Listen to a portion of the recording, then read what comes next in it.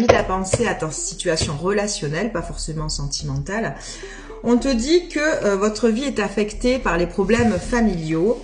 Il y a un pardon accordé. Cette énergie du pardon, ça fait plusieurs jours qu'elle est là dans les guidances générales.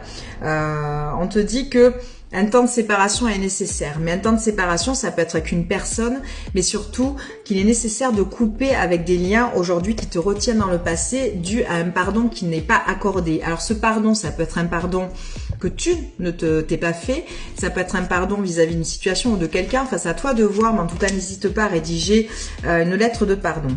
Il y a vraiment l'idée d'apprendre à se connaître mutuellement dans cette situation. On a l'impression qu'on se connaît, mais finalement, il y a besoin de temps.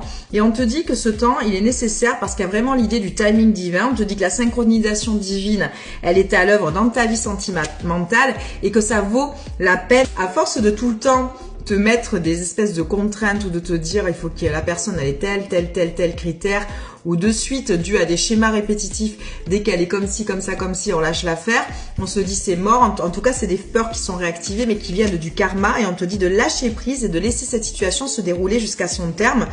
Et on te dit tu as bien rencontré la bonne personne. Il est juste temps de te libérer de ces peurs qui viennent de blocages karmiques et de te réconcilier avec une situation du passé. Et on te dit bien, en libérant le passé, vous vivez davantage d'amour au moment présent.